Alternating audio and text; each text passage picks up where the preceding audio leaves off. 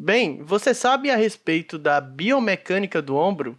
Sabe a respeito sobre o impacto subacromial que acontece nele e sobre a sintomatologia que também pode vir a surgir por conta desse impacto?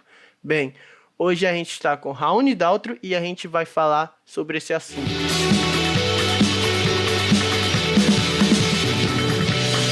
Raoni, boa noite, primeiramente. A gente tá gravando aqui de noite, 9 horas. Boa noite, meus colegas. Tudo bem? Tranquilo? Tranquilo. E geralmente a gente vai falar sobre você, como a gente falou na introdução, a respeito sobre a dor subacromial, né? Sobre essa síndrome desse impacto. E para começar a respeito, você pode falar um pouco sobre você, falar sobre suas formações, sua história, como você conheceu a fisioterapia. Para quem não sabe, o Raoni, ele é fisioterapeuta, professor também, né? De pós-graduação. Você pode nos contar um pouco da sua história, Raoni? Perfeito. Primeiramente, eu queria agradecer o convite de todos vocês e parabenizá-los aí por tudo que vocês vêm trazendo aí. Isso acrescenta muito na fisioterapia. Tá, Obrigado. então, como já foi abordado aí, eu sou Raoni Daltro, sou fisioterapeuta, sou formado há 7 anos. Eu me formei aqui na Universidade de Santo Amaro, em São Paulo. Eu não sou paulista, sou baiano. Eu moro aqui há 10 anos. Eu ia 11 perguntar a anos, na você verdade. se é baiano mesmo, que tem um Sou sotaquezinho baiano, moro baiano. aqui há 11 anos, em Terra São do Paulo. Fabão também, né? Terra do Fábio Essa Bahia Arcanjo. tem muita gente boa aí da fisioterapia. Bahia boa. E aí eu acabei me formando, vim para São Paulo, né, fiz a minha faculdade aqui, me formei na Universidade de Santo Amaro, terminando a graduação. Logo eu dei sequência na minha pós-graduação aqui, em fisioterapia musculoesquelética pela Santa Casa de São Paulo, onde eu tive a felicidade de conhecer muitas pessoas lá, sensacionais, que me deram várias oportunidades. Uma delas foi ter entrado no Instituto Vita, por onde eu fiquei um período de 4 anos e meio a 5 anos. Mais recentemente eu atendo em uma outra clínica, né, que também é de fisioterapia ortopédica esportiva, que é a La Posture. Então eu estou na La Posture aí há mais ou menos 4 meses. Sou docente do curso de fisioterapia da Unisantana, então comecei como supervisor de estágio lá. Hoje eu assumo apenas a parte da docência, mesmo ministrando disciplinas voltadas essencialmente à fisioterapia ortopédica, traumatológica, esportiva, né? Então, eletro, termo, cinesiologia, cinesioterapia, avaliação funcional, aspectos clínicos e tudo relacionado aí à fisioterapia traumatológica ortopédica esportiva. Também sou professor de alguns cursos de pós-graduações aí pelo Brasil, então dou aula na Inspirar, dei aula por um tempo na Camp Cursos, dei aula pela Hair Sports e por aí vai.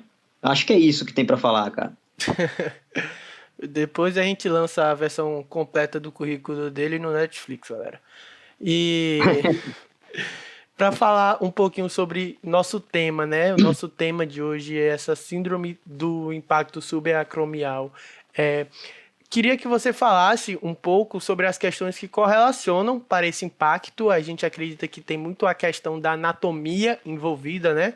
Até pelo o ombro, ele é a articulação mais instável do nosso corpo, e para ele ter uma certa estabilidade, a gente depende de todas as nossas articulações, nossos ligamentos envolvidos, e também até de uma parte de um componente muscular, né, para manter essa boa estabilidade do ombro. Aí a gente inicia com essa primeira pergunta, que é a respeito sobre os fatores anatômicos dessa articulação e o que é que favorece para esse impacto. Perfeito. Então vocês estão sem horário, né? Não tem problema extrapolar, não, né? Sem horário aqui. Pode ficar à vontade. Beleza, então, cara. Então vamos destrinchar aí. Vamos falar sobre esses aspectos aí. Acho válido a sua pergunta. Vamos falar sobre esses aspectos biomecânicos, né? Sobre esses aspectos anatômicos, sobre uma questão que vem sendo muito pautada atualmente na literatura. Então, os estudos mais recentes questionam se existe, de fato, um impacto no ombro, né? E se esse impacto é, de fato,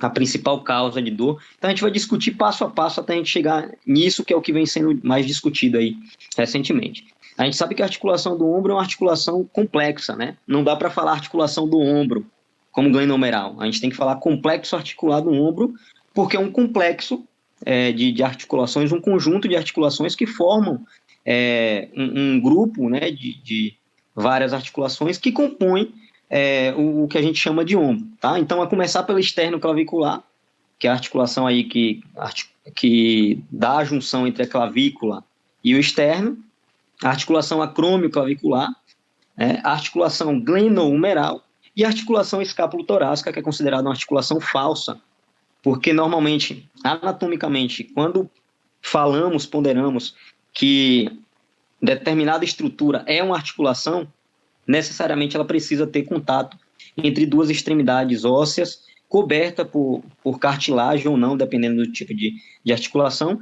e que é envolta, normalmente, por um conjunto ligamentar também.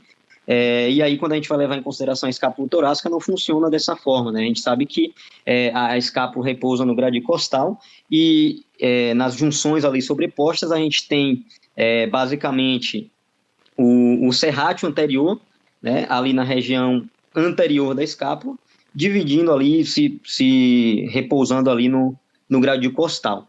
Tá? Então, a gente tem aí uma articulação que a gente considera uma articulação falsa, mas não importante, né? E aí, para que a gente entenda sobre essas características biomecânicas, a gente pode começar falando aí sobre o movimento mais funcional possível do ombro, né? Que é o simples fato de elevar o braço. Então, você eleva o braço a todo momento, para pegar alguma coisa acima da cabeça, ou para pendurar uma roupa no varal, ou para fazer um exercício específico. Até para correr você acaba elevando, não numa amplitude maior, mas você eleva, tá? Então, pensando nesse aspecto, a gente começa a tentar entender como funciona todo esse complexo articular do ombro, tá? E aí, pensando nesse complexo, a gente começa falando da articulação esternoclavicular, né? Que é uma articulação no formato selar, onde a clavícula, né, que vai se movimentar sobre o externo, que está ali fixo, pensando no movimento em cadeia aberta, na sua superfície, pensando na característica vertical, ela é convexa, tá? Mas pensando num plano, ou melhor, numa perspectiva horizontal, ela é côncava, tá? Então, ela é côncava, pensando nessa perspectiva horizontal, mas ela é convexa, pensando nesse ponto de vista mais vertical. Logo, eu sei que toda superfície que é convexa, toda superfície que ela é convexa, ela rola em um sentido e desliza no sentido oposto, tá? Então, naturalmente, quando você faz a elevação do braço, e isso ocorre, né, a elevação da clavícula, e isso ocorre na elevação do braço, você tem um movimento, né, pensando nesse plano de rolamento para cima da superfície articular da clavícula e um deslizamento inferior, né? Se eu for pensar no movimento de protração e retração, eu tenho agora um movimento de rolamento e deslizamento para o mesmo lado. Por quê? Porque pensando nesse aspecto de protração e retração, nesse sentido, a clavícula ela é côncava. Então, toda a superfície côncava, ela rola e desliza para o mesmo sentido, tá? Enfim, onde eu quero chegar? Que qualquer alteração no que diz respeito à esternoclavicular vai ter certa influência na elevação do braço. Porque a gente começa a pensar no que a gente estuda lá na biomecânica, no ritmo escápulo-humeral. Então, o que seria o ritmo escápulo-humeral? Seria a associação do movimento da escápula para acompanhar o movimento da articulação glenohumeral, né? Porque, vejam bem, a articulação glenohumeral, ela inicia o movimento, né? E aí, somente depois de 60 graus ali de movimento da articulação glenohumeral, que começa a entrar a articulação escápulo-torácica. A partir daí, a cada 2 graus de movimento da articulação glenohumeral, eu vou ter 1 grau de movimento da articulação escápulo-torácica, atingindo no total aí de 120 graus de amplitude de elevação aí da articulação glenohumeral e 60 graus de amplitude da articulação escápulo-torácica, né? Só que aí, voltando no que eu havia falado para vocês, pensando na articulação escápulo-torácica, quem faz esse movimento? Quem é que realiza? Depende de que o movimento da articulação escápulo-torácica, essencialmente? Depende da articulação externo-clavicular. Ah, Raoni, mas e a articulação acromioclavicular? Também é importante. Mas vejam bem, a articulação acromioclavicular, ela não faz movimento amplo. Ela faz o que a gente chama de ajustes de movimento. né? Normalmente esses ajustes eles acontecem melhorando um pouquinho a rotação para cima da escápula e melhorando um pouquinho a rotação medial da escápula para acoplar ali a escápula no gradil costal, tá? Então, essencialmente, eu preciso de uma boa mobilidade na articulação externo-clavicular para que a escápula rode para cima. E isso é essencialmente importante, por quê? Porque se eu tiver um movimento puro da articulação glenohumeral e a escápula não rodar para cima, vai chegar um momento em que eu vou ter um movimento só da glenohumeral e eu vou ter um bloqueio ali, um bloqueio normalmente ósseo, né? Porque se a escápula, que inclusive é de onde sai a glenoide, ela não está rodando para cima e a glenoide não posiciona para cima, naturalmente eu vou ter ali um impedimento do movimento, né? E aí, a partir dessas questões, começou-se a falar muito sobre essas características aí de impacto, né? Subacromial, e a gente falou bastante, a gente pesquisou bastante, a gente lê ainda hoje bastante sobre essa característica, né? E aí, entrando nesse mérito, eu não sei se vocês querem falar alguma coisa antes, pessoal, tudo bem? Não, pode ficar à vontade. Tudo. E aí, entrando nesse mérito especificamente do impacto subacromial, o que é que a gente entende como impacto subacromial, né? Como impingement, né? Então, nada mais é do que o contato anormal entre o tubérculo maior, na sua junção com o supraespinal, principalmente, é o principal grupo muscular do manguito acometido, né? Durante a elevação, a abdução do braço, tá? Então, aí, alguns estudos, eles falam dessa relação, né? São estudos mais teóricos, que falam sobre essas características de que existe um impedimento, um impacto, né?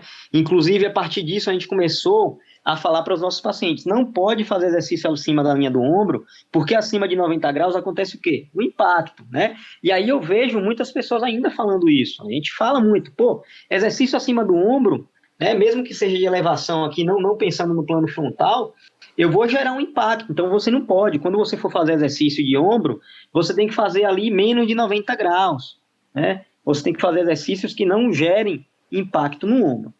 Pois bem, a partir disso começou-se a verificar muito a escápula. Por quê?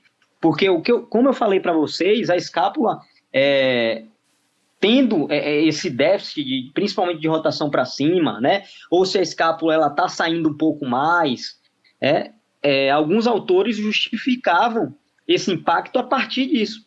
Então, eles pensavam, poxa, se o paciente não tem força, por exemplo, do serrátil anterior, que é um músculo que roda a escápula para cima, do trapézio superior, que também é um músculo que roda a escápula para cima, e do trapézio inferior, que faz um volante também rodando a escápula para cima, se eles não tiverem força suficiente para gerar alavanca e posicionar a escápula em rotação para cima, o que é que vai acontecer? Naturalmente vai gerar um impacto precoce do tubérculo maior e do supra no arco coracocomial. Por quê? Se a escápula não roda, só vai acontecer o movimento glenohumeral e esse impacto vai acontecer. Então, passou-se a justificar que as dores no ombro, elas aconteciam principalmente por conta de um fator de alteração de posição e movimento da escápula, que é o que a gente chama hoje de discinesia ou discinese escapular. Tá? Então, a discinese escapular ela foi muito bem proposta lá atrás por Kibler, né? Onde existe uma avaliação denominada de avaliação de Kibler, que inclusive já caiu por terra também, onde ele aborda essa disfunção com alguns graus. Tá? Então, o paciente que tinha grau 1 é quando você pedia para o paciente fazer um movimento de elevação do ombro repetidamente, tá? E aí você avaliava esse movimento. Se esse paciente tivesse só o descolabamento, tivesse só o afastamento do ângulo inferior da escápula, naturalmente esse paciente teria um grau 1 de discinese escapular, né? Se esse paciente tinha o afastamento tanto do ângulo inferior, mas metade da borda medial da escápula, esse paciente naturalmente teria o que a gente colocava como grau 2, o que o Kibler propôs como grau 2 de discinese escapular. E se esse paciente tinha um afastamento completo da escápula, né, junto com a protração, com a abdução associada, né, com um movimento muito anormal, esse paciente era colocado como um grau 3 de discinesia escapular. Tá? Então, a gente tinha essas classificações. Só que foram feitos alguns estudos e percebeu-se que essas classificações elas eram muito subjetivas. Né? Então, o que é que eu quero falar com subjetivo? Eles fizeram cálculos com índice kappa, né? Vários estudos, pegaram vários examinadores, pegaram vários pacientes e cada examinador cego ia lá e avaliava. Né? Então, para mim, essa escápula aqui é grau 2. Para mim, essa escápula aqui é grau 1. Para mim, essa escápula aqui é grau 3. O que é que eles perceberam? Um balaio, uma confusão muito louca, que não conseguia chegar a uma conclusão de que se é grau 1, se é grau 2, se é grau 3. Né? Hoje, pouco importa para a gente se é grau 1, se é grau 2, se é grau 3. O que importa para a gente hoje é qualificar o movimento. Tá? Então, a gente não define dessa forma, é grau 1, é grau 2, é grau 3. A gente presta mais atenção e se ater mais aos aspectos de alteração da posição mesmo, principalmente durante a dinâmica do movimento. Né? Então, por exemplo, se eu pego um paciente e peço para ele fazer a elevação do braço e esse paciente não consegue fazer uma boa rotação para cima da escápula, né, principalmente comparado ao lado contralateral não doloroso, eu coloco lá, o paciente tem uma diminuição de rotação para cima da escápula. Né? O que é que isso pode implicar? Né? O que é que está acontecendo? Por que será que tem essa diminuição de rotação para cima? Eu tenho que investigar isso. Será que é articular? Será que é externo-clavicular? Né? Ele tem história prévia de trauma na externo-clavicular? Isso é importante. Né? Será que é questão muscular? Será que o romboide não, perdão. Será que o serrátil anterior e o trapézio inferior não estão trabalhando junto com o trapézio superior e ele está rodando pouco para cima? E aí eu já lanço uma conexão clínica. Se eu tenho um músculo, né, como o trapézio superior, que é um músculo que teoricamente tem uma certa quantidade de volume muscular, ele está trabalhando sozinho nessa função de rodar a escápula para cima, e eu não tenho o serrátil anterior, né, que sai lá da primeira costela à nona costela e se insere na borda medial da escápula, mas as fibras deles estão no sentido de rodar a escápula para cima, e eu não tenho o trapézio inferior também ajudando nessa rotação para cima, o pato vai sobrar para quem? Para o coitado do trapézio superior. E aí é quando você vai pegar aqueles pacientes com trapézio superior bombando, porque naturalmente os grupos musculares que eram para estar trabalhando em conjunto não estão. Né? E como é que a gente chama essa dinâmica do movimento? A gente chama de força couplé. Tá? Força couplé são forças em sentidos opostos, mas que têm a mesma função. Né? Então, por exemplo, se eu for levar em consideração o trapézio superior, né, as fibras dele estão nesse sentido. E ele se insere lá no acrômio. Né? Então, ele está nesse sentido aqui. Se eu for levar em consideração o trapézio inferior, as fibras dele estão em sentido oposto, né? Em direção oposta.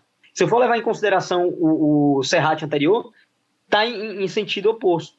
Tá? Então, são forças, né, em sentidos opostos, mas que geram um movimento na mesma direção. Tá? Isso é denominado força couplé. E é isso que acontece com esses grupos musculares. Tá? E aí vai adiantar se a gente ficar só fazendo ultrassom lá, a corrente combinada para relaxar o trapézio superior do cara? Vai adiantar se a gente ficar soltando só ponto gatilho e melhorar a dor temporária desse cara? Não. Às vezes a dor não é nem tendinosa, às vezes a dor não é nem articular, às vezes a dor é de ponto gatilho. Né? E a gente sabe que ponto gatilho, principalmente de trapézio, ele espalha para o ombro. Né? Ele tem essa característica de radiação. Às vezes o cara viaja e confunde até com cervicobraquialgia, que não tem nada a ver. Né? Então, assim, o que é que vai adiantar com esse cara? Eu preciso quebrar o padrão. Se eu vou lá, é interessante fazer a digitopressão, fazer a liberação miofascial, é muito importante. Mas eu preciso quebrar o ciclo. Uma vez que eu diminuir essa hiperativação do trapézio, que vai entrar com muita facilidade, eu posso ir lá fazer a combinada, posso ir lá e soltar. Posteriormente, eu tenho que trabalhar o fortalecimento dos grupos que auxiliam esse conjunto muscular a fazer a rotação para cima da escápula, que eu percebi que estava diminuída numa avaliação funcional, numa avaliação de característica mais dinâmica. E isso, a fisioterapia tem perdido muito, né? Porque a gente, principalmente na graduação, a gente aprende muito teste especial. Então, a gente quer ficar se atendo com os pacientes, aí ir lá e fazer Hawkins-Kennedy, aí ir lá e fazer teste de Ni, teste de Okun, teste de lata vazia, teste de lata cheia, teste de Ergson, teste de Gerber, Press-Gerber. Então, assim, tem uma porrada de teste que é natural a gente, como aluno, querer sair da faculdade e sair fazendo tudo. né? E aí entra numa questão que é muito simples e que a gente às vezes esquece ou a gente dá pouca importância, que é a anamnese do paciente. Uma anamnese bem feita, você evita o que a gente chama de overdiagnóstico, tá? Então não tem overtraining, então existe o overdiagnóstico. É o excesso de diagnóstico. Se você partir do princípio que você tem 1 hora, pensando no serviço que eu trabalho hoje, eu sei que não é realidade em muitos lugares, né? Principalmente no SUS, principalmente em clínica que atende muito convênio. Mas pensando na minha realidade hoje, você tem 1 hora para atender esse paciente. Na primeira sessão, você tem que fazer uma avaliação bem feita, para ele não esquecer nunca essa avaliação. Você tem que entender muito bem o caso do paciente, né? Ele pode ter dores semelhantes, características de dor semelhantes, mas sempre vai ter alguma coisinha ali que vai mudar, e isso daí vai influenciar grandemente no tratamento, tá? E aí, quando eu falo da anamnese, não é simplesmente você perguntar assim, ali tem um diagnóstico médico, né, DM, síndrome do impacto no ombro, é como o médico coloca, síndrome do impacto no ombro, vamos discutir mais adiante sobre isso, né? Aí vem a história da moléstia atual, né? Então, na história da moléstia atual, você vai fazer a anamnese do cara. Tá, fala pra mim o que aconteceu. Aí o cara conta a história da tia, da avó, do cachorro, do marido, da esposa. E você não consegue delimitar muito bem o que você precisava, né? E aí, quando a gente fala de anamnese, a gente precisa direcionar a anamnese. Você é o profissional que vai ditar. Então, você vai chegar no paciente e vai perguntar para o paciente, dói há quanto tempo? Porque se ele falar para você, dói há 2, 3 dias, isso já me traz uma condição aguda, né? Se ele falar para você, putz, dói há 2 meses, isso já me traz uma condição crônica, tá? A outra questão é, onde dói, tá? Fatores anatômicos, onde dói aqui na região anterolateral do meu braço, né? Dói na região posterolateral do meu braço. Uma outra questão, como é a característica da dor? Como essa dor se repercute? Ela é bem pontual, Raul. Putz, é uma dor que começa aqui, mas ela espalha para o meu braço. Mas ela espalha de maneira profunda, é mais difusa, e ela espalha até o ombro. Não, a dor, ela espalha, ela começa aqui no meu ombro, nessa região, e ela espalha até minha mão, gera até formigamento, gera parestesia, gera diminuição de sensibilidade. Opa, o que é que eu percebo de diferença nessas 2 características de dor que eu falei do paciente? Eu percebo que eu estou diante, na primeira situação, de uma dor que é de característica de fato mais mecânica, talvez uma sensibilização neural, que é uma dor mais difusa, e a segunda, eu estou diante de uma dor compressiva, eu tenho uma compressão nervosa, eu tenho um formigamento, eu tenho diminuição de sensibilidade, meu irmão, isso é cervical, né?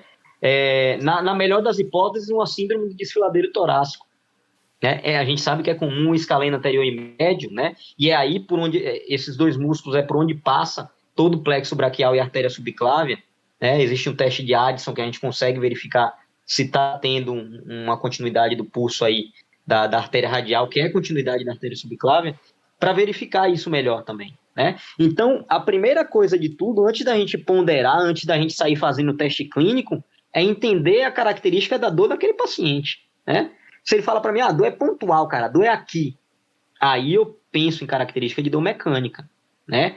Se ele fala, a dor é mais difusa, pode ser que comece no trapézio, ele fala, dói aqui no meu trapézio, e espalha de maneira curta para o meu braço, pode ser dor de ponto gatilho, pode não ter nada, né? E aí você pega aqueles profissionais que ainda ficam brigando para analisar a ressonância magnética, e aí às vezes o cara tem uma lesão degenerativa lá e não é a fonte da dor do paciente, né? Simplesmente é um achado. Por isso que a gente tem que entender, a gente tem que ponderar muito bem e levar em consideração a anamnese, né? Porque na anamnese você já mata metade dos testes que você faria com ele se você não fosse fazer a anamnese, beleza? Aí pensando agora nessas características aí de testes especiais. Antes de entrar nisso, eu vou dar um tempo para vocês falarem alguma coisa aí, se vocês quiserem pontuar sobre isso que a gente já discutiu, antes de entrar em outro mérito aí, pessoal. Tudo bem?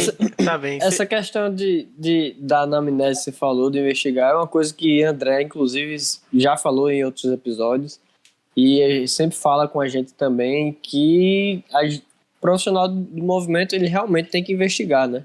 Tem que saber qual é a rotina da pessoa, em que ambiente ele está inserido. Justamente. quais as tarefas o indivíduo é acostumado a fazer. Então não é só pegar um teste, pegar um exame e se basear o diagnóstico em cima apenas disso. Existe todo um contexto que envolve isso aí. Porque, como o Pepe falou, a gente sabe que tem fatores biomecânicos e fatores do nosso corpo que vão influenciar para aquela, seja patologia, seja disfunção, mas também tem os fatores extrínsecos, que são os fatores da vida daquela pessoa, e que a gente realmente tem que fazer uma boa anamnese e poder observar para poder realmente entender o que causa ali. Uma palavra importante é a questão da origem da dor, é o que causa. Como o próprio Raoni falou, a gente fugir dessa parte de beleza, recebi um encaminhamento médico, o paciente veio encaminhado, tem um diagnóstico médico, beleza, mas o médico tem, claro, sua competência, seu estudo, mas nem todo médico ele tem pelo menos um conhecimento básico de biomecânica. Quem estuda a questão do movimento, da biomecânica, é a gente. Então, beleza, ele veio com o diagnóstico médico, mas eu vou fazer a minha anamnese, vou entender o que é que se passa naquele paciente, vou investigar a origem da dor, para aí sim eu bolar um protocolo de atendimento. E não apenas ver o que é que ele veio encaminhado e apenas executar em cima disso. Porque são pacientes diferentes, são origens de dores diferentes. O que causa a dor em um paciente não é a mesma coisa que causa em outro paciente, então é muito importante também essa questão de tratar o paciente como indivíduo que ele é, né? Trabalhar em cima dele nessa questão individual. Pegando um gancho em relação a essa questão do médico, isso mostra a real importância da gente realmente saber o que a gente está fazendo, porque a gente sabe como a classe médica ela é supervalorizada, né, pela população, pelas pessoas. Então, se um médico ele encaminha para a gente, para o fisioterapeuta, até para o profissional da educação física também, dizendo que é uma coisa, e a gente vai e diz que não é, a gente tem que ter embasamento realmente para mostrar para a pessoa que é aquilo que a gente está falando. E não é apenas o fisioterapeuta que tem que saber disso. O profissional de educação física que trabalha com isso também tem que saber. É aquilo que o Raoni falou, de fazer uma anamnese para o paciente nunca mais esquecer, realmente. Querendo ou não, é o seu primeiro contato, né? Uhum. Perfeitas pontuações. Lembrando, muito pertinente tudo que vocês colocaram, que o diagnóstico médico é um diagnóstico patomecânico. É um diagnóstico patomecânico, patoanatômico e tanto quanto biomédico. Então, ele analisa ali uma estrutura lesionada, né? Às vezes, a estrutura pode estar machucada, mas às vezes a dor ela não necessariamente vem daquela estrutura, né? A gente tem vários exemplos de estudos clássicos que avaliam vários pacientes assintomáticos que têm lesão, né, inclusive completa, principalmente paciente acima de 50 anos, de supra e não tem dor, né? Então a gente tem que entender muito bem. Pode falar aí. Não, é que não só na articulação do ombro, mas no corpo como um todo, né? Sim. É que a gente também, muitas vezes a gente não trata a patologia, a gente trata a disfunção que aquela patologia pode vir a gerar. Justamente. Você está falando coisas aí que vai dar gatilho aí pra gente falar de coisas mais adiante. Pode falar aí. Então, galera, aproveita, porque tá sendo uma aula aqui, viu? Sensacional aí, pessoal. Sensacional. Muito bom estar com vocês mesmo. Tô gostando. E como o brother aí, como é seu nome mesmo? André? Que é do física. Não. André. Giuseppe. Pepe, Giuseppe. Giuseppe. Então, cara, você colocou uma questão também muito importante aí, que é o trabalho multidisciplinar, né? Então, principalmente quando o cara está saindo do trabalho do fisioterapeuta e vai para essa transição aí, é importante que o preparador físico entenda, né? Também sobre essa questão, também um pouco sobre reabilitação. E eu sempre falo, não é invadir a área, é trabalhar de maneira multidisciplinar, né? Onde começa o trabalho do físico e onde termina o do educador físico. É muito próximo, né? É uma linha muito tênue. O mais interessante de tudo é você trabalhar do lado do profissional. Quando eu falo do lado, se possível, na mesma equipe. Então, lá a gente tem, na clínica, hoje na postura, a gente tem um trabalho multidisciplinar, né? A gente consegue transferir um paciente E aí, na última sessão de físio, por exemplo, o preparador físico vai, acompanha a gente troca ideia do que pode ser feito, do que pode melhorar. Ele dá a posição dele, ele fala o que dá para fazer com aquele paciente, eu dou os meus insights e por aí vai. Então, é um trabalho sempre multidisciplinar, tá? É um trabalho muito multidisciplinar. E é importante ambos os profissionais eles terem a cabeça aberta e entender que realmente é necessário isso, né? Eu tô invadindo, como você falou, não tá invadindo a área então, tem muita vaidade, cara. Tem muita vaidade. certeza. Eu acho bobeira isso. Acho bobeira. Acho que tem que trabalhar em conjunto. Não só a físio e a educação física. A própria medicina, o fisioterapeuta, o psicólogo, principalmente para atleta, influencia absurdamente. Muito, o nutricionista, né? Então, é importante, cara. A gente está lá com um trabalho agora a gente implementou um trabalho de preventivo na clínica agora. A gente tem atendido algumas pessoas. Não sei se vocês acompanham muito futebol, a gente está atendendo o Bruno Formiga lá, que é comentarista do Esporte Interativo. E a gente acabou de fazer a transição, né? Então, saiu da físio, agora foi passou com a nutricionista, foi para a parte da preparação, então é muito importante, cara. Não tem como separar. Não tem como separar o trabalho do fisioterapeuta do educador físico. Dessa questão, no workshop que eu vi com o Bruno Gilberto, que ele é fisioterapeuta lá do esporte, ele falou muito sobre essa questão de o quão era importante você não ter vaidade. Porque ele falou, quanto maior a minha confiança for maior sobre o profissional de educação física que vai trabalhar ali no clube comigo, quanto essa confiança, quanto mais eu confiar nele e eu saber que o trabalho que eu iniciei vai ser dado uma continuidade, mais cedo eu vou liberar o atleta para que ele possa retornar, porque eu sei que o educador físico ele vai ter o entendimento do que ele pode, do que ele não deve fazer com ele, que vai ter que essa sequência ela também vai ser respeitada, né? E vai ter mais efetividade no tratamento. Sim, né? com certeza. Com certeza. Eu prefiro estar do lado e a gente agregar, a gente acrescentar e junto. Com certeza. Acho que a ideia é justamente essa daí. Beleza? Pode dar continuidade, Andrezão. Você quer pontuar alguma coisa? Você quer que dê uma... Não sei se você estabeleceu aí alguma sequência lógica que quer que eu fale. Eu tinha estabelecido, só que você já foi rasgando um pouco dessa sequência lógica, eu estava até tentando associar aqui, sabe? Só pontuando que algo que a gente, Nicolas, que pontuou para mim, que falou que a gente podia abordar com você, era também essa questão da influência da clavícula, que não era nem algo que a gente ia pontuar tanto, era mais uma questão de dúvida nossa mesmo, para saber como ela influenciava nesse complexo articular do ombro. Porque também falando sobre nossa pequena experiência, né, a gente participava de um projeto de extensão esportiva na faculdade, e a gente tinha o nosso professor, e algo que a gente sempre atendia muitos atletas de vôlei e atletas de jiu-jitsu. Então, eles tinham bastante essa questão de queixas no ombro. E algo que o professor da gente sempre falava era, você avaliou? A gente, sim, já fez tudo. Viu a clavícula? A gente não viu. Então, não avaliou, vai terminar. Então, era algo que a gente realmente tinha essa tanto dúvida, mas também era uma pontuação para realmente saber como de fato ela influenciava e como ela impactava nessa sintomatologia. Ela tem total influência na real, né?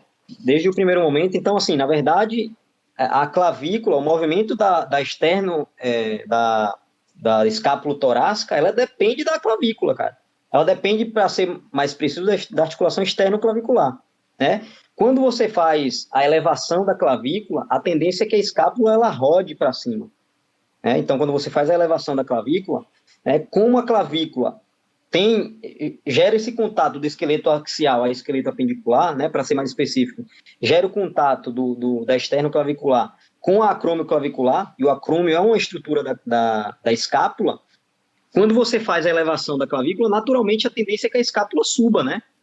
Então, qualquer bloqueio na externo-clavicular, você vai ter aquele padrão de movimento de um paciente que não consegue elevar completamente o braço, né? E aí você pode ter várias situações, pode ser por fator articular, né? A gente consegue avaliar isso olhando anteriormente, né? Vendo se de fato a clavícula está fazendo a elevação que precisa fazer. Pode ser uma questão capsular, pode ser uma questão muscular, por fraqueza mesmo, né? Por questão de fraqueza muscular, ou compensações musculares, né? Então, é muito importante que a gente entenda essa biomecânica, esse mecanismo, para que a gente consiga delinear muito bem esse aspecto de tratamento. Então, como o seu professor falou, como vocês vêm observando aí, a clavícula é muito importante, né? Como eu falei para vocês, pensando nesse aspecto aqui, ó, quando a clavícula eleva, ela rola para cima e desliza para baixo. Se você tem um bloqueio articular, por exemplo, fazer um deslizamento inferior na articulação externa clavicular pode ajudar, pensando em uma perspectiva de bloqueio externo clavicular, tá? Uma outra questão pode ser que a questão maior seja muscular, né? Aí eu tenho que ver se é o trapézio superior, se é que normalmente não é, né? Normalmente é o que está mais bombando, se é o serrátil anterior, né? Se é o trapézio inferior, que faz aquele movimento de volante, roda a escápula para cima também. Então eu tenho que analisar muito bem essa perspectiva, né? A outra questão eu tenho que levar também em consideração os músculos do manguito rotador, que a gente nem falou, a gente falou por cima, né? Então, assim, são 4 grupos musculares. Todo mundo que está aqui, subentende-se que saiba, né? Ou está aprendendo que está no primeiro ano. Então, a gente tem 4 grupos musculares aí, né? Que é o supraespinal, o infraespinal, o redondo menor e o subescapular, né? De todos esses 3 dos músculos do manguito, eles fazem rotação lateral. Que é o subescapular, faz rotação medial, tá? Só que se a gente for levar em consideração a maneira que eles estão dispostos, né? A maneira que eles estão dispostos, o vetor de contração deles é de puxar a cabeça do húmero para a glenoide, né? Então, a maneira que o vetor que as fibras musculares deles estão dispostas é de puxar a cabeça do húmero para a glenoide, né? A outra questão maior conforme você vai elevando o ombro, alguns dos músculos do manguito, eles possuem funções secundárias. Então, por exemplo, quando você faz a abdução, a elevação, quem entra primeiro? Supra, né? Até os primeiros 15 graus, 30 graus, quem entra é o supra. Depois começa a entrar deltoide, tá? Quando vai se aproximando de 90 graus, de 100, 120 graus, o músculo infraespinal, ele translada a cabeça humeral para inferior. Ele não só estabiliza ela, como ele translada para inferior, né? Porque, vejam bem, imagine que aqui é a cabeça humeral, tá? Aqui está a glenoide, aqui é a cabeça humeral, e aqui é o infraespinal, beleza? Imagine que vocês estão olhando a escápula de trás aí.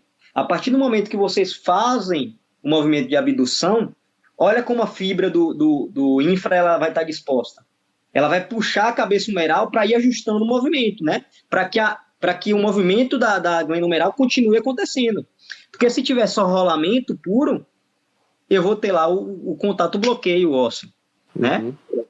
Então é comum de acontecer aí em algumas situações esses fatores de alteração de movimento, de cinemática glenohumeral, né? E assim como eu penso na cinemática glenohumeral, eu penso na cinemática escapular também, tá? Então hoje quando a gente vai falar de ombro, não dá para a gente isolar manguito. Antigamente era só aqui, né? Só fazer rotação lateral, rotação medial, apertava a bolinha, um romboidezinho já era, né? Hoje, se a gente for levar em consideração, qual é a origem de extremamente todos os músculos do manguito?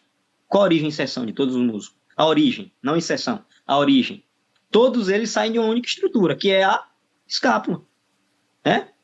É a escápula. Só que qual o problema disso? Olha que interessante. A escápula, ela não é uma base rígida.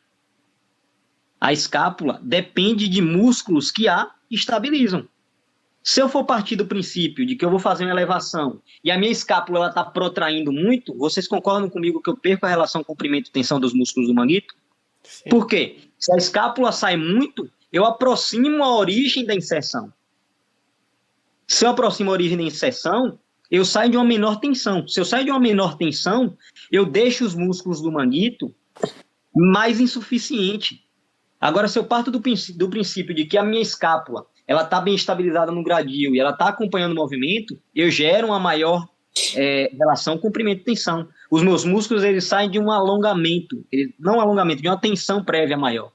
Então, a capacidade dele de gerar força é muito maior, tá? Então, pensando num processo de reabilitação, por exemplo, é importante que eu dê muita atenção para os grupos musculares que estabilizem a escápula, tá?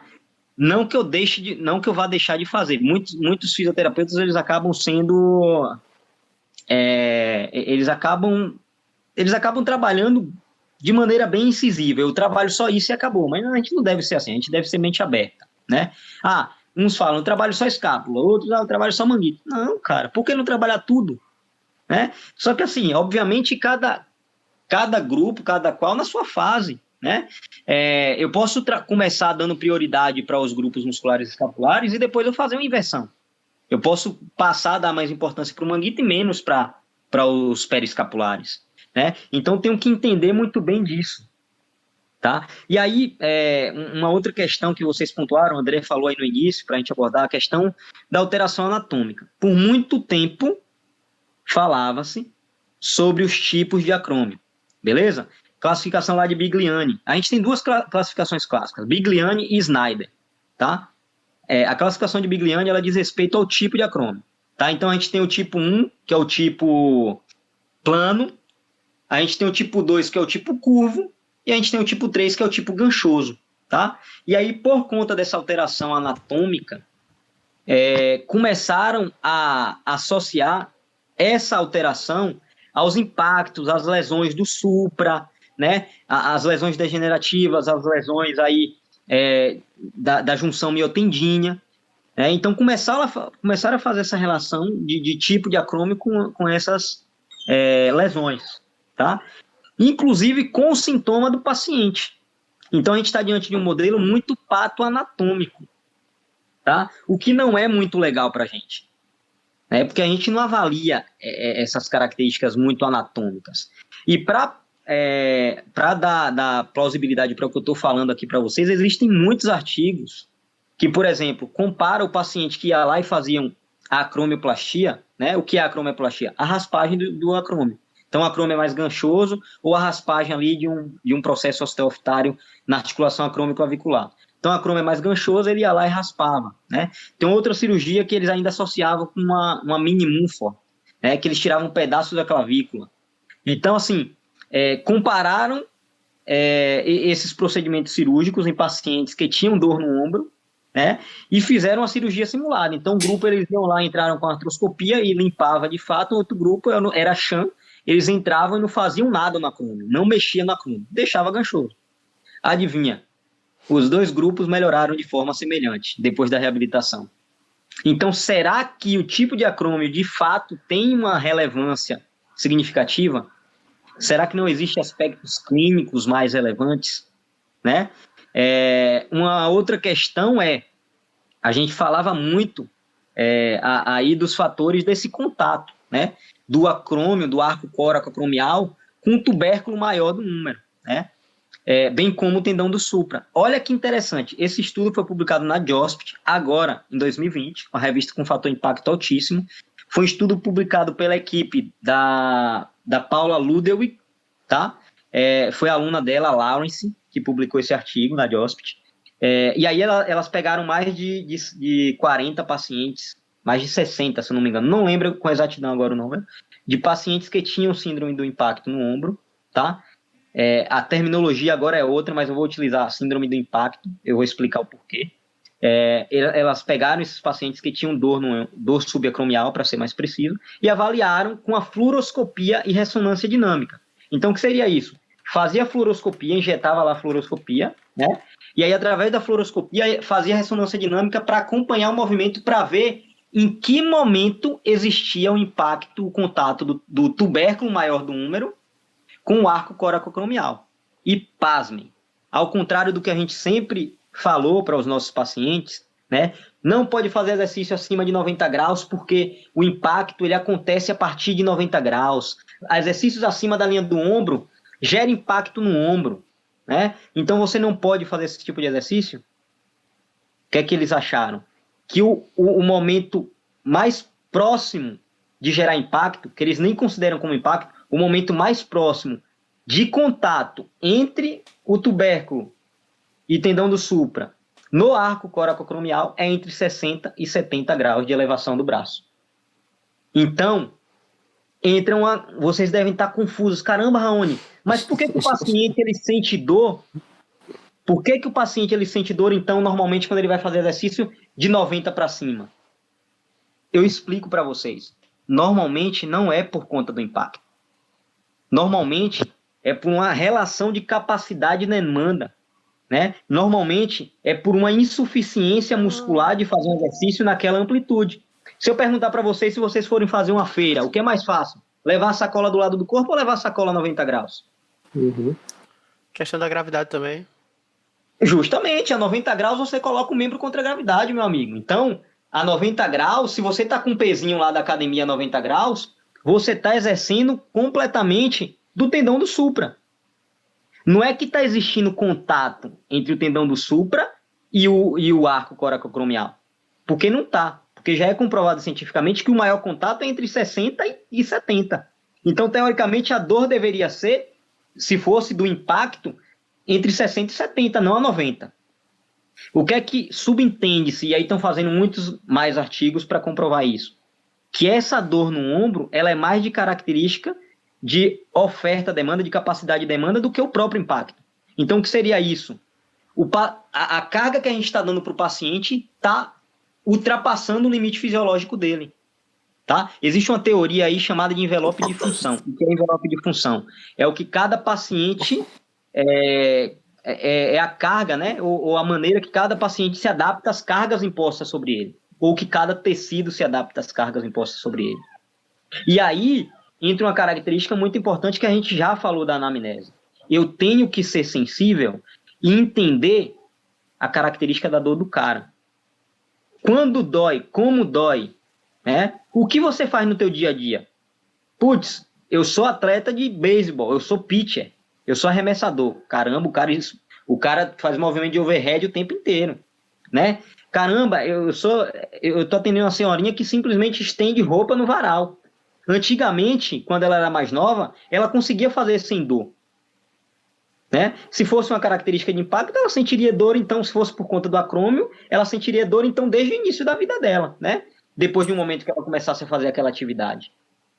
Mas ela começa a sentir dor depois de um longo período, depois que ela está mais velha. Será que não é por conta de uma incapacidade muscular? Será que o fato dela estar mais velha e ela não fazer nada do tipo de preventivo, eu não gosto do termo preventivo, eu gosto de minimizar a lesão, porque existem fatores extrínsecos que influenciam.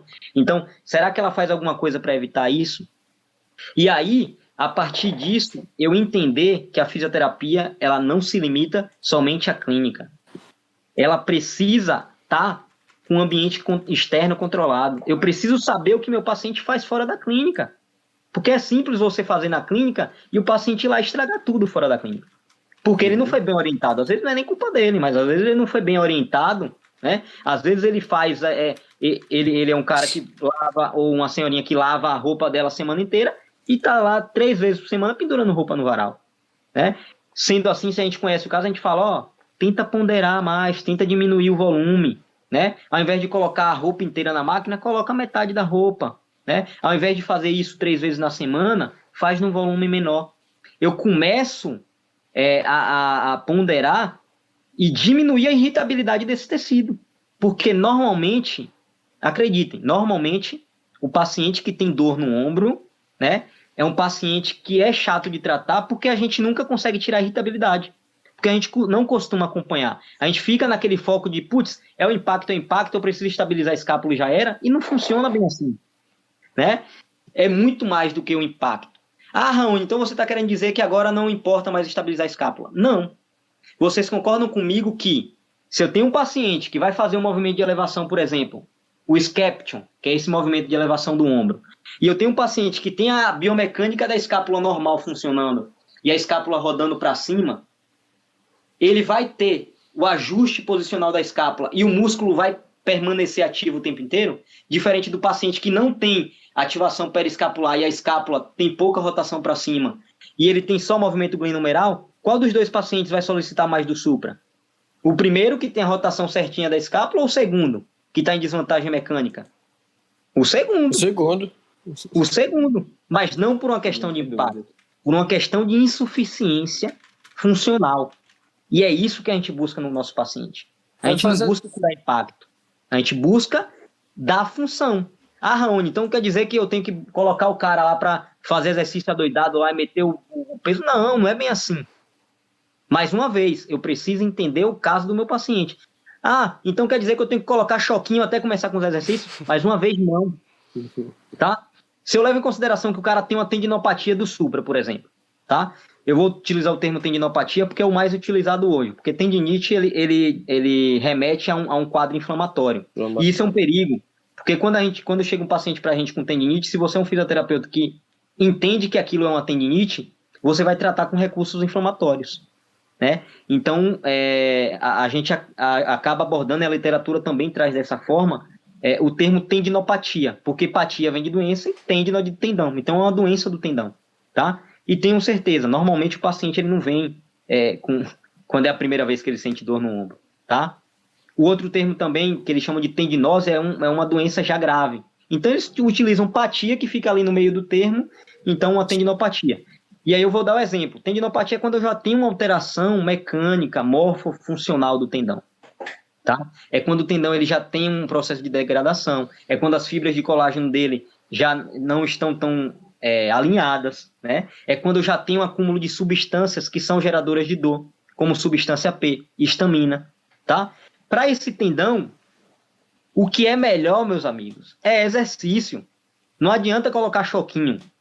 O tendão, para qualquer tendinopatia, precisa da carga, tá? Por quê? Porque é a partir da carga que esse tendão vai começar a se remodelar. É a partir da carga que eu vou aumentar o processo de circulação naquele local e eu vou começar a diminuir aquele processo de substâncias álgicas ali, né? É a partir da carga que eu vou começar a gerar força no músculo para que o tendão ele não seja sobrecarregado sozinho, tá? Agora é assim, entendam, não é da carga, quando eu falo da carga, não é pegar o cara e tacar peso no cara e fazer carga aleatória. Eu preciso entender, Raoni, então você fala para mim que não é choquinho no início, porque tem gente que faz aí 10 sessões de choquinho, quando o cara sente um alíviozinho, vai lá e pam, começa a fazer exercício, aí começa a doer de novo. Não. Mas você fala para mim também que, putz, tem que tomar cuidado com a carga. Sim, eu preciso entender o limite do paciente, tá? Ah, então o que é que eu vou fazer? Exposição gradativa, tá? Ah, eu tô contra a gravidade, dói. Coloca o cara deitado em decúbito dorsal, dá um elástico amarelo para ele da TheraBand, que é bem leve, e faz o exercício no início do movimento isométrico. A gente sabe que exercício isométrico é um tipo de exercício muito bom para qualquer tendinopatia, tá? Não tem ainda estudo comprovando isso cientificamente para o tendão do supra, tá? Tem mais para tendão patelar, que na verdade é um ligamento. Enfim, a gente não vai entrar em discussão anatômica, mas existe mais para tendão patelar, tá? Mas no tendão do supra funciona da mesma forma. Os exercícios isométricos eles melhoram muito essa capacidade de realinhamento. É uma carga suave, é uma carga leve, tá? E aí eu posso fazer a 15 graus, a 30 graus. Por quê? Porque não entra o trabalho do deltoide. Eu não quero evitar o trabalho do deltoide no primeiro momento. Faz isometria em 15 graus, meu amigo. Você está ativando o tendão. Você está ativando o tendão do cara, você está trabalhando função com ele, tá? Porque se ele não tem nada de força, pode acontecer, ele não vai conseguir executar o movimento. Não vai adiantar ficar colocando choque, fazendo tração, laser, a sessão inteira, e não dá capacidade funcional para ele. Só que eu tenho que progredir funcionalmente. Opa, o cara foi bem, dá para aumentar a amplitude, né? Putz, o cara sente dor em cadeia aberta, mete ele em cadeia fechada. Faz FNP com ele, né? Vocês devem ter feito aí o curso do Fabão, um curso sensacional de FNP, de facilitação neuromuscular proprioceptiva aplicada à ortopedia. Coloca em cadeia fechada, porque normalmente, talvez em cadeia fechada ele não sinta dor, né? Vai expondo ele de maneira gradativa, faça movimentos que se assemelhem aos movimentos que ele sintam dor, sem que ele sinta dor. Começa sem peso, tá? Ah, Raoni, então de maneira geral, o que é que eu posso fazer? Eu consigo modular de várias formas. Eu consigo trabalhar a força com o meu paciente sem sobrecarregar mais ainda, tá? Ah, eu posso fazer exercício com o ombro doloroso, doendo. Tem um artigo, eu posso disponibilizar até depois para vocês, que fala que você fazer exercício com grau 1, 2 de dor na EVA, até 3, é melhor do que você não fazer exercício em um paciente que tem dor no ombro, tá? Então pode fazer exercício com dor mínima, tá? Não significa que eu tenho que deixar de fazer exercício. Ah, beleza, o cara tá muito sintomático, não consegue. Muda a carga. Ah, trabalha com a gravidade. trabalha com alavanca, trabalha com o que a gente aprendeu em cinesiologia biomecânica, com torque. O que é torque? Força é igual... torque é igual a força vezes distância aplicada perpendicularmente, né? Se o meu momento externo, que é o meu momento de ação de gravidade com peso, ele está muito longo, eu coloco ele mais para próximo do cotovelo. Faço aqui, ó. Trabalho sem sobrecarregar. Não adiantou. Muda a carga. Não adiantou. Trabalha outros grupos musculares que não sejam esse grupo nesse primeiro momento. Vocês entenderam isso? Manda aí. Essa questão da alavanca de torque é uma coisa muito não negligenciada, mas deixada de lado, pouco utilizada. Pouquíssimo utilizada, principalmente que é onde eu estou mais envolvido, nas salas de academia de musculação, né? Às vezes eu já vi gente discutindo a melhor forma de realizar o stiff, com a barra próxima à perna ou mais à frente, qual é o certo? Já tive aluno que me perguntou isso, porque uma pessoa disse que o certo é próximo, outro disse que o certo é mais distante, mas os dois estão certos. A diferença é que mais distante você vai estar mudando a alavanca de força. Você muda a alavanca. Justamente, então vai ficar mais difícil. Se você pega um cara que iniciou a academia agora, você vai meter um stiff para ele nunca fez o stiff na vida. Você vai colocar a barra mais distante? Pois é. Não. Né? Então, você vai sobrecarregar, porque não entra só glúteo, não entra só isquiotibiais, entra paravertebral também. Exatamente. Se você aumenta muito a alavanca e o cara não tem estabilidade do core, do centro, estrutura para isso, vai machucar. Então é isso, cara, é você entender o perfil do teu paciente. E é o que a gente fala o tempo inteiro aqui, é avaliar o cara, né? Qual é a demanda desse cara, né? Qual é o nível o quão agudo ele tá. O nível de irritabilidade, que é o que a gente chama. Qual o nível de irritabilidade? Tá? E outra coisa, voltando à questão do impacto. Acho que se assemelha muito a um exercício da musculação, que é a cadeira abdutora. Certo? Não sei se você sabe qual é. Pronto. Sei. Tem gente que reclama de dor aqui na articulação do quadril. Quando faz... E às vezes pergunta, cara, e essa dor, assim, é uma dor aguda, fina, bem pontual, que às vezes ela se mantém ao longo dos dias. Mas isso significa que você está com aquela área machucada. Se você diminuir a carga, eu falo, diminui a carga. No próprio exercício, na execução do exercício, ele já sente que aquela dor não existe mais. Sim, então, e o próprio exercício, a própria cadeira, e isso tem influência de marca para marca. Tá? Uhum. Tem algumas cadeiras que elas são muito declinadas, então você fica com uma flexão muito ampla. Você fica com uma flexão muito ampla do quadril. Uhum. Né? Biomecanicamente, acima de 90 existe o contato. Se o cara tem uma lesão labral, se o cara não tem nada, meu irmão, não tem problema fazer. Não vejo problema em fazer. Eu costumo falar para os meus alunos, não existe exercício que não se possa fazer. Existe adaptação de exercício para cada paciente / cliente. Né? Com certeza. O que é que ele consegue, o que é que ele não consegue, como deve ser feito, né? Então, aquela questão do médico proibir uma pessoa com hérnia de disco de agachar ou com condromalácia patelar. Condromalácia para correr, né? Mordido. Cara. Eu queria elencar alguns pontos. Queria elencar alguns pontos que eu fiquei...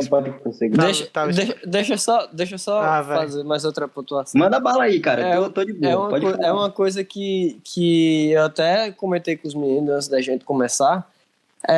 Porque, tipo assim, como existe essa questão do impacto, se as pessoas realizam uma barra fixa, por exemplo, e não sente dor, em comparação, qual seria a diferença dos exercícios, por exemplo, de LPO overhead em relação à barra fixa?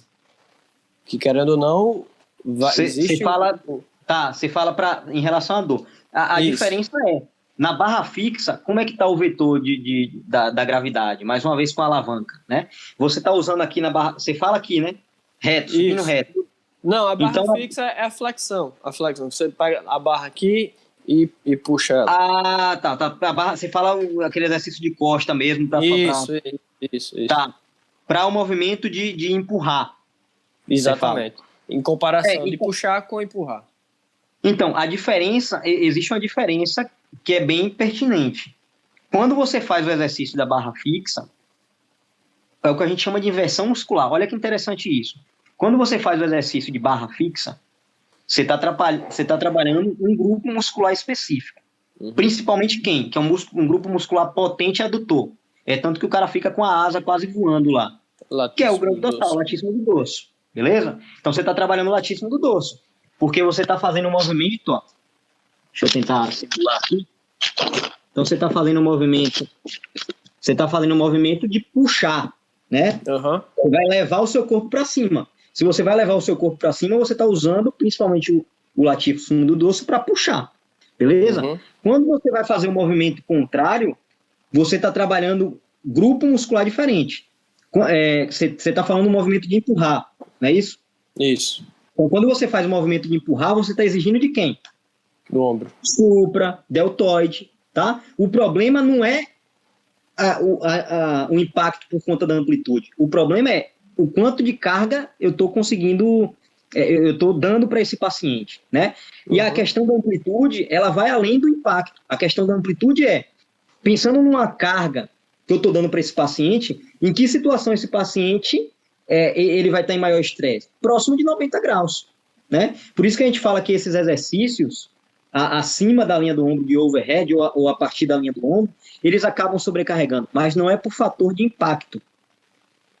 Mais uma vez, é pela sobrecarga, né, gerada no músculo. Às vezes uma sobrecarga que principalmente o tendão supra, ela não está acostumada, né? Então talvez se você modular a carga, você pode fazer esse exercício de boa. Não tem problema você fazer esse tipo de exercício. Justamente, entendeu? É nisso aí que ficava a questão, porque anatomicamente não teria diferença eu puxar ou empurrar. Você teria um impacto de toda forma. Não tem. A maior questão, por isso que isso vem sendo desmistificado. A maior questão hoje que a gente coloca aí em pauta é capacidade e demanda.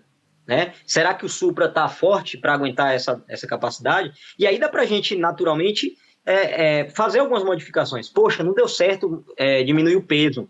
Eu vou trabalhar a favor da gravidade. Eu vou diminuir um pouco, então, o momento, o meu torque. Né? Porque eu sei que o momento em que o ombro está... que existe maior torque externo, ou seja, onde tem maior força da barra, é próximo de 90. Está perpendicular. Perdão, está perpendicular. Né? Aqui não estaria perpendicular. Então, poderia fazer um exercício como o Skeption, poderia modificar o exercício num primeiro momento, mas a ideia é que, naturalmente, Joseph. A diferença é que a gente vai protelar um pouco mais. Então, assim, tem que saber o que é que a gente vai fazer, em que fase a gente está com aquele paciente. Eu consegui identificar muito bem a fase, isso daí já é um passo muito importante para a questão do tratamento, né? Então, saibam, essa questão de impacto vem sendo muito discutida e vem caindo muito por terra. Não é pouco, não. Vem caindo muito por terra. Muito mesmo. Fala aí, Andrezão. Sim. Você queria colocar algumas coisas. Há alguns pontos que durante esse tempo eu fui alecando. Em relação ao estudo que você tinha falado sobre a diferença dos pacientes que tinham feito a cirurgia e os pacientes que não tinham feito, da questão da raspagem, não é?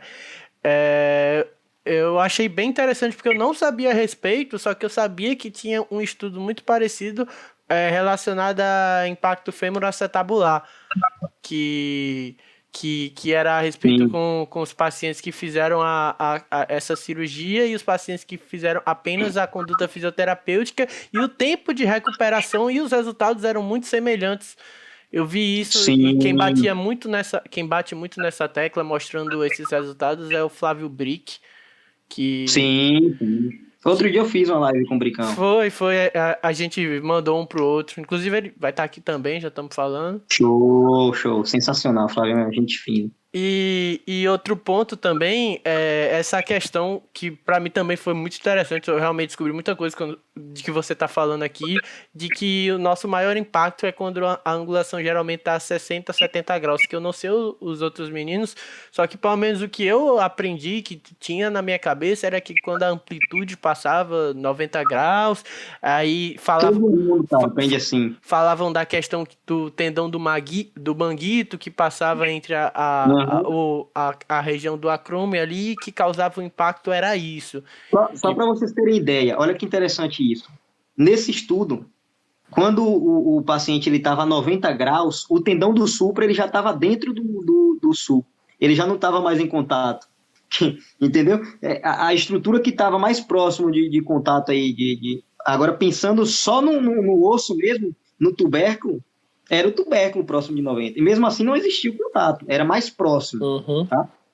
Quando você está em 90 graus, o tendão do supra ele já está lá dentro, cara. Ele já passou faz tempo do ar. Entendeu? E é importante a gente ter esse conhecimento para não cometer o erro, como você mesmo falou, de dizer, o impacto é quando acontece acima de 90 graus, então meu paciente não pode elevar o braço, porque... Justamente. E por conta disso, é o que eu queria falar e eu acabei esquecendo. Não se utiliza mais a nomenclatura síndrome do impacto subacromial. Tem 2 artigos, se vocês quiserem, depois eu posso mandar para vocês, 2 revisões sistemáticas, uma da Jospit e outra da British Journal of Sports Medicine, que é o jornal britânico de medicina esportiva, que 2 revisões muito bem feitas. Uma é de um grupo de brasileiros da UFSCar, da Federal de São Carlos, e eles abordam esses aspectos. Né? Eles falam que a terminologia hoje mais adequada é síndrome da dor subacromial, não mais síndrome do impacto, porque existe a dúvida, né, se existe ou não esse impacto. E alguns autores ainda colocam como dor muscular relacionada à lesão do manguito rotador. E mesmo... Esses artigos a gente pode... Só para a galera aí... Eu posso passar para vocês, cara. Me manda mensagem aí que eu passo por aqui. A gente pode disponibilizar para a galera também na descrição do YouTube. Eu separo e mando para vocês. E um fator também que eu queria completar com o gancho que eu já estava falando, da questão da gente ter esse conhecimento e não cometer o erro de falar meu paciente não pode elevar o braço acima da cabeça, é porque isso acontece muito de, o meu paciente ele veio com determinada patologia, isso geralmente nesse movimento ele tem dor, então eu vou impedir que esse movimento tenha um pensamento que esse movimento vai gerar sobrecarga, então eu falo para ele não fazer, como por exemplo, você está com um profissional fala para o paciente que você está com tendinite do manguito, enfim, o que for, e você não pode elevar o braço acima da cabeça, aí o que é que acontece? O paciente não eleva, ou você não trabalha isso com ele, aí isso gera um próprio medo, uma cinesiofobia do paciente, aí daqui a pouco ele não está nem fazendo uma pequena abdução do ombro, aí o que é que acontece? Aí a gente sabe que nossas articulações já precisam ter mobilidade, ou seja, elas precisam ser móveis. É por isso que o exercício, em grande escala das vezes, ele é a melhor terapêutica para a gente, porque a gente precisa manter essas articulações móveis. E quando a gente ou um profissional acaba, por exemplo, o paciente vai com muita dor ali no ombro, enfim, não consegue movimentar o ombro direito, aí um profissional vai e passa, por exemplo, caramba, me voou o nome agora, vai e imobiliza o ombro desse paciente, aí, isso gera você pode até falar melhor, gera diversas disfunções, isso acaba muitas vezes piorando o quadro do paciente do que, de fato, realmente colaborando, né? Perdão o teu da palavra. Não, pode falar. Pode, cara. O paciente precisa de movimento, né? Então, por exemplo, se você vai lá e vai atender a senhorinha, ela vai pagar 180 conto, 200 conto a sessão contigo. E aí você vai dizer para ela, você não pode mais pendurar roupa no varal, você não pode mais fazer nada da sua vida, você não pode mais fazer exercício, a velha vai querer morrer da vida, né? Então, assim, naturalmente você vai orientá-la, né? Ao invés de você chegar e falar assim, você vai parar de fazer suas coisas, ela é sozinha, e agora? O que é que eu faço? Eu vou tentar ponderar da melhor maneira possível. Se tá muito aguda, deixa para lavar roupa semana que vem, ou se tá agudo e ela precisa fazer, a gente pode buscar estratégias. Eu posso colocar aí algumas bandagens, não bandagem funcional que eu utilizo, mas faixas, né, compressivas. Isso daí é puramente clínico, tá? Não tem estudo nenhum. O Brick usa muito para o quadril. dá para utilizar também no ombro, mas eu posso utilizar de faixas para que ela consiga fazer esse movimento com um pouco menos de dor, né? Ou posso pedir para ela, ó, diminui a altura do seu varal nesse primeiro momento, né? Para você trazer a roupa mais aqui, ó, do que elevar nesse primeiro momento. Não significa dizer que ela não vai levar depois, ela vai precisar fazer a atividade dela, né? Aí a gente fala, você não pode elevar o braço acima da linha do ombro de jeito nenhum, né? O problema maior não é a questão de elevar o braço acima da linha do ombro. Eu até entendo, não pelo impacto, eu até entendo pela demanda, pela capacidade de demanda. Talvez no primeiro momento ela não consiga. O que eu não acho válido, o que eu acho um absurdo, na verdade, é até com as pessoas que não têm dor, as pessoas falarem isso. Não, movimento acima da linha do ombro vai prejudicar, pessoal. Pendurar roupa é um movimento funcional, né? Arremessar é um movimento funcional. Então, assim, não tem como a gente impedir certos movimentos, não tem como a gente delimitar. Se fosse assim, a gente não poderia fazer um monte de coisa, né? A gente não poderia fazer um monte de exercício, a gente teria que evitar um monte de atividade. O cara que trabalha com estoque, ele não poderia mais trabalhar com estoque. A gente tava nem aqui para contar a história, porque os primórdios não teriam como ter caçado as comidas. Exatamente. Então, assim, é entender, né, a demanda do cara. Obviamente, se está numa fase muito aguda, muito sintomática, de levantar o braço sem carga e está doendo, eu vou pedir para limitar o movimento acima da linha do ombro. Não por impacto, mas pela incapacidade funcional dela. Depois que eu der essa capacidade funcional para ela, de maneira gradativa, com certeza eu vou expor, porque ela vai precisar fazer isso. Entendeu? Então, assim, a gente tem que ponderar muito bem, a gente tem que entender, né? Fora isso, existem outros fatores. Como o André colocou aí, existem fatores psicossociais importantes. Existem estudos mostrando aí a influência do BPS, do biopsicossocial, nas dores no ombro, tá? Então, muitos pacientes que têm centralização da dor por conta de uma dor maltratada, né? E o ombro é um bicho chato. Por quê? Qualquer coisa que você faz a mais, ele agudiza, né? A gente sabe que a gente tem uma zona crítica ali de Codman, Codman é o paradoxo. A gente tem uma zona crítica ali de Ni que tem uma menor vascularização.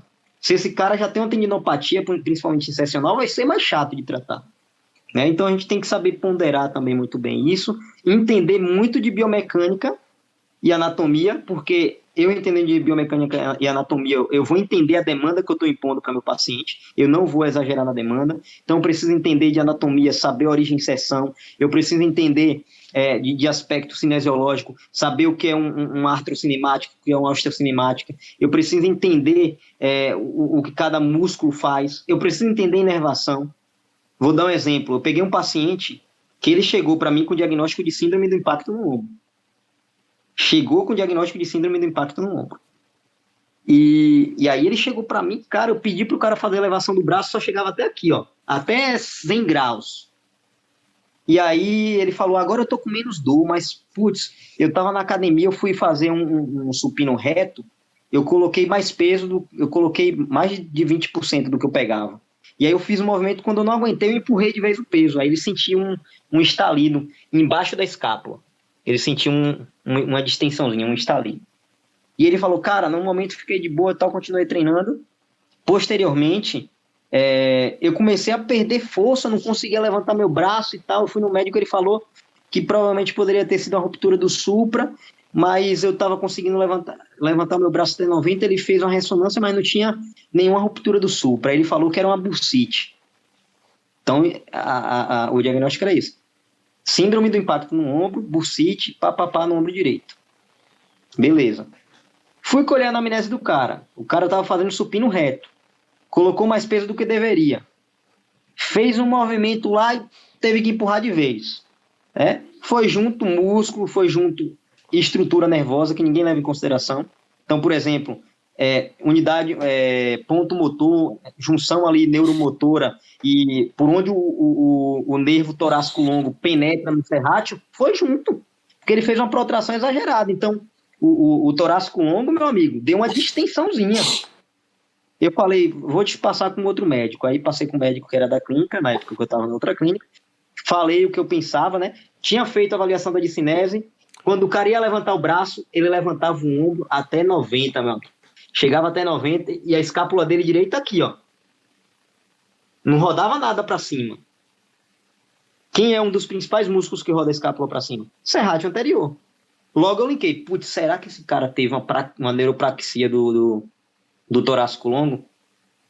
Foi tiro e queda. Quando ele passou com o médico lá, que era da clínica, o médico pediu um eletroneuro, diminuição de atividade elétrica do torácico longo. O que é que eu vou tratar? Eu vou tratar bursite, impacto. E detalhe, ele já estava sem dor. Ele falou que a dor foi só no primeiro momento. O exame de imagem, a bursite e todo blá blá blá, era o que estava causando a dor dele? Na verdade, não. Era o que estava causando a insuficiência de elevar o braço dele? Não. O que estava acontecendo é que ele teve uma lesão do torácico longo, a neuropraxia. O torácico longo não estava entregando a atividade elétrica que tinha que ativar. Logo, não estava ativando o serrátil. Se não estava ativando o serrátil, naturalmente vai ter diminuição de rotação para cima. Se tem diminuição de rotação para a escápula, o ombro não vai atingir 180 graus nunca. Então, o caso do cara não tinha mais nada de dor. Comecei a fazer eletroestimulação associada a exercício. A maioria da sessão era exercício de serrátil anterior. Cara, 2 semanas, movimento normal, pum. Então, assim, a gente tem que entender. Você entende? Tem que entender a demanda do cara. Tem que fazer uma boa anamnese. Tem que escutar o paciente. Tem que entender a história. Tem que entender com o que ele trabalha. Tem que entender se ele pratica atividade fora, né? Porque só assim a gente consegue não estragar o nosso trabalho. Às vezes a gente faz um trabalho tão bem feito na clínica, cara, e o paciente sai e a gente não orienta muito bem, caga no tratamento. Então, assim, eu acho que o mais importante de tudo isso daí é ter toda essa junção, toda essa expertise, todo esse insight clínico, e é uma coisa que a gente não adquire na faculdade. É uma coisa que a gente adquire quando a gente vai atendendo, meu amigo, vai atendendo, não tem jeito, né? E aí, graças a vocês, tem mais pessoas sabendo sobre isso. Né? Isso coisas. Isso é válido, né? Isso é enriquecedor. Né? Isso aí que você está falando não é só na fisioterapia, não, viu? Na educação física tem muito disso também. Porque, por exemplo, eu treino com uma pessoa, sou personal de uma pessoa 3 vezes na semana. Eu estou com essa pessoa 3 dias na semana, durante 1 hora de um dia que tem 24 horas. Então, eu não tenho o controle do que ela faz nessas outras horas que não está comigo. E se ela tem um objetivo de emagrecimento, de hipertrofia, ela precisa ter algumas, como posso dizer, algumas práticas, enfim, ela não deve perder aquela noção de que ela tem aquele objetivo, aquela hipertrofia, aquele emagrecimento. Ela não vai chegar em casa, se ela quer emagrecer, ela não vai comer um bolo de chocolate, comer pão, enfim. Isso aí é mais para a área da nutrição. Mas vale pontuar isso, o personal pontuar isso, que ela tem que ter alguns hábitos mais saudáveis para conseguir conquistar aquele objetivo, porque senão você vai ser o personal dela que não dá movimento, que não dá resultado a ela.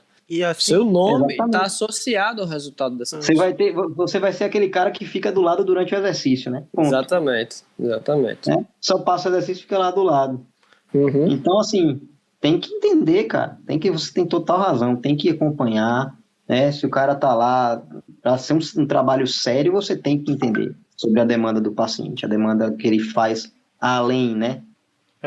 Com certeza. E também essa questão de tanto o Giuseppe falou um pouco brevemente assim sobre questão nutricional do paciente, e o Raoni também falou que ele passou o caso dele para um médico que ele conhecia. Essa questão também da gente ter contato com diferentes profissionais de diferentes áreas, né? E de você também entender e de você também ser humilde ao ponto de dizer esse caso, esse ponto, eu acho que pode ser isso, então talvez não seja tanto minha área de atuação, talvez eu possa encaminhar para outro fisioterapeuta, ou talvez eu precise de uma ajuda médica para isso, eu preciso de um exame de imagem, enfim, você também ter essa humildade de reconhecer que você também não vai fazer tudo sozinho, de que você também precisa de todo um contexto de profissionais e que se todo mundo trabalhar junto, realmente os resultados vão ser bem mais satisfatórios, né? Só funciona assim, cara. Só funciona assim. Para ser 100% tem que ser multidisciplinar. Não tem como ser questão de um só, né? Não tem como só um profissional ir lá e falar, eu resolvo tudo. Existem algumas situações mais simples, existe. Mas, cara, quando o trabalho ele é feito de maneira multidisciplinar, o resultado é absurdo, absurdo. E outro ponto importante também que a gente relatou e o Raoni relatou muito nesse podcast foi a questão de adaptar, né? Adaptar exercício, adaptar nossa conduta talvez para aquele paciente, enfim, porque tem muita questão de talvez, beleza, a tiazinha ela tem aquela dor no ombro quando eleva, então eu posso pedir para ela abaixar o varal para facilitar para ela, mas, por exemplo, se eu for pegar um atleta de vôlei, eu não posso pedir para, você não eleva tanto o braço na hora que você for cortar, é algo que realmente não dá, então para diferentes pessoas, diferentes tipos de conduta, realmente, né? Justamente. É adaptação, cara, é adaptação. Se é um atleta, o caso do atleta, ele acaba sendo bem interessante você ter pontuado. Então, por exemplo, se o cara ele tá morrendo de dor, ele não vai nem conseguir jogar, né, a priori. Mas a gente pode dar um exemplo de um cara que só sente dor no final do treino. Putz, eu sinto dor no final do treino, cara. Quando é um dia mais puxado, tá, cara, vamos lá, como é que tá seu treino? Junto com o preparador físico. Você treina saque todo dia? Quantas vezes você treina saque? Eu sei que o saque é um movimento que vai arrebentar. Quando você treino tantas vezes, tá? Quantos saques você dá durante o treino? Bora ponderar isso aí, entendeu? Então a gente precisa, de fato, que é o que o André falou, entender a cada demanda, cara. Não tem como. Não tem como ser receita de bolo. Não tem como.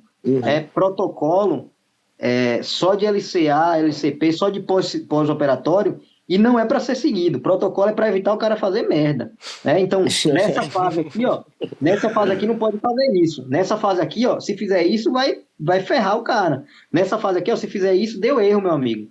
Então, é mais para te orientar. Não é para você seguir passo a passo do que está no protocolo. Reconhecer os limites, né? Exatamente. Então, não dá para seguir receita de bolo, cara. Isso daí faz uma fisioterapia diferente, né? Naturalmente, quando você tem a possibilidade de trabalhar dessa forma, você se sente um profissional satisfeito, um profissional realizado, né? Então, trabalhar atendendo 5, 15 negros, 10 negros ao mesmo tempo, não dá, pô.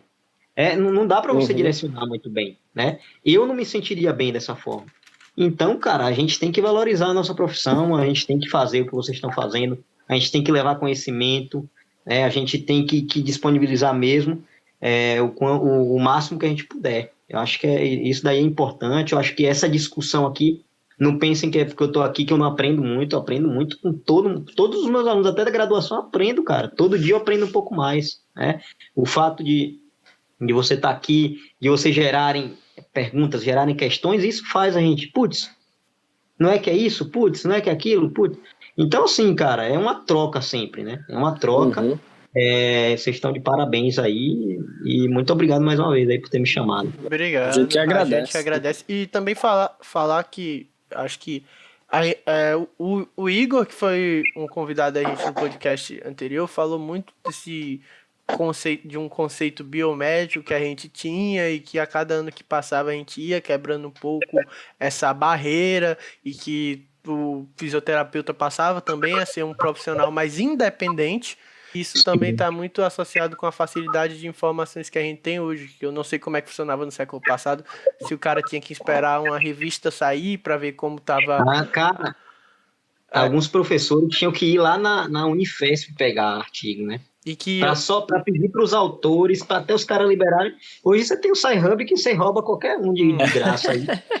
Esses cursos maravilhosos. E também, a gente tem diversas bases de dados, a gente pesquisa, se o artigo não está na nossa língua, a gente pode fazer uma tradução, até isso a gente tem hoje, né? Cara, e outra coisa, para a gente crescer, a gente não precisa diminuir o colega de profissão da gente, né? Cara, existe uma coisa, duas frases que eu sempre levo em consideração. O André veio trocar ideia comigo, tranquilo, cara, não tem problema. Às vezes a galera vem trocar ideia receosa, achando que, não vai aceitar.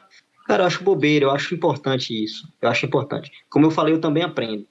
Então, assim, primeira questão, acender a vela do colega, do outro, não vai apagar a sua. É uma frase que eu gosto muito, né? Exatamente. E ajudar o próximo, ajudar o colega, não gera concorrência, gera admiração. Então, cara, a Exatamente. gente tem que ter isso em mente, a gente tem que, de fato, compartilhar, né?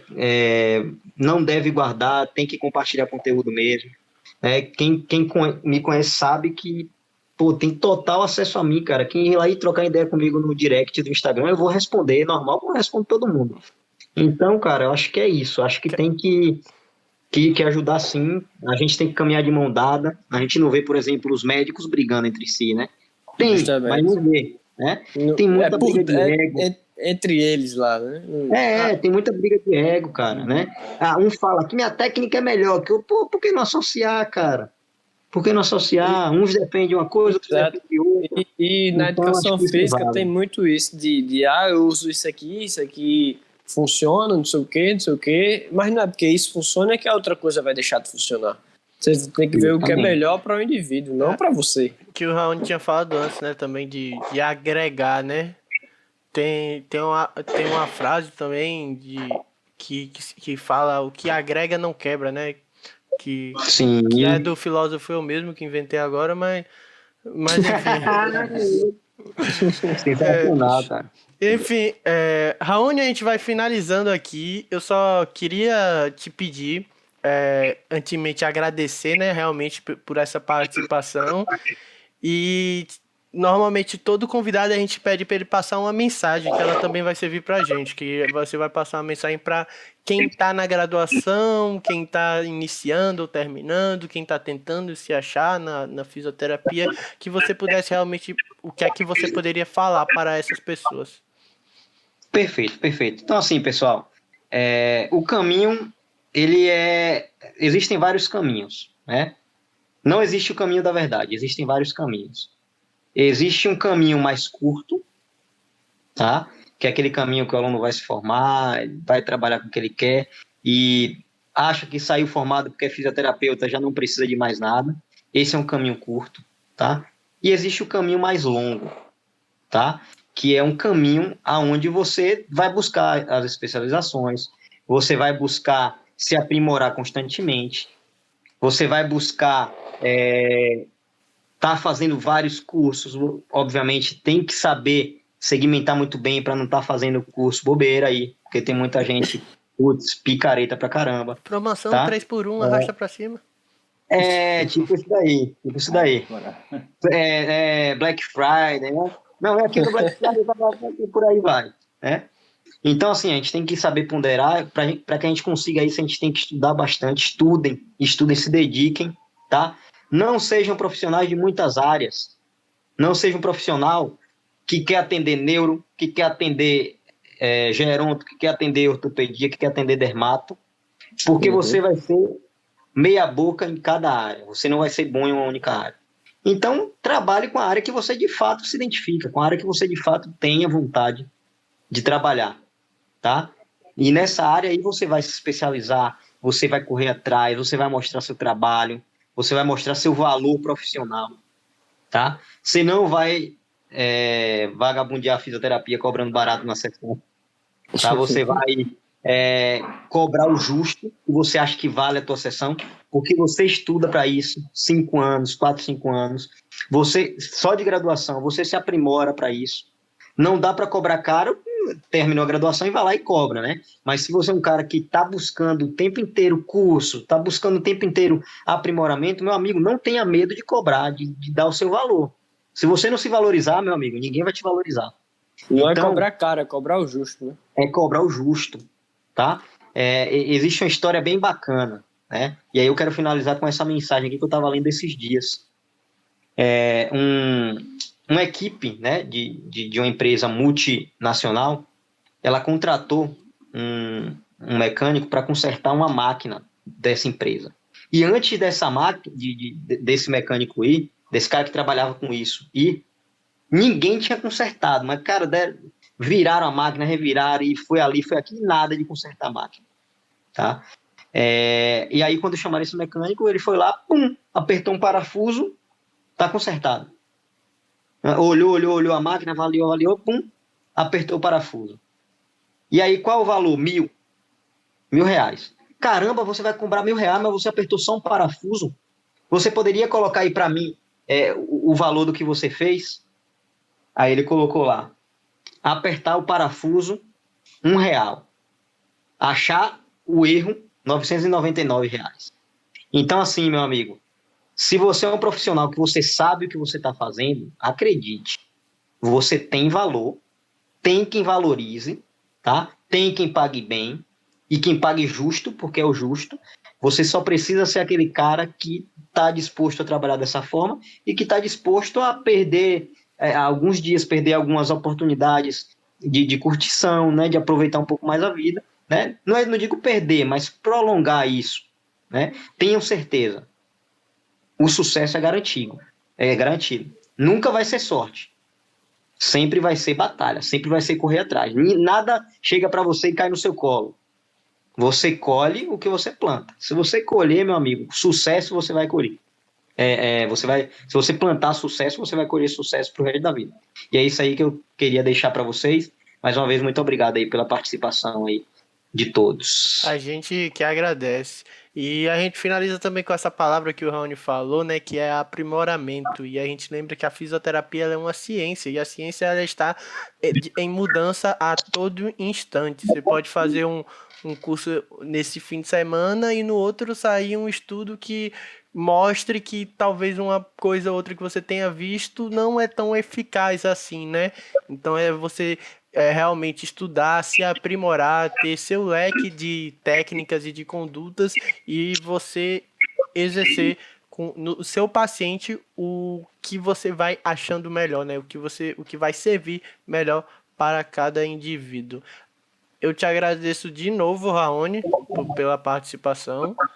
Opa, tamo junto. E a gente Foi uma aula, viu? encerra por aqui.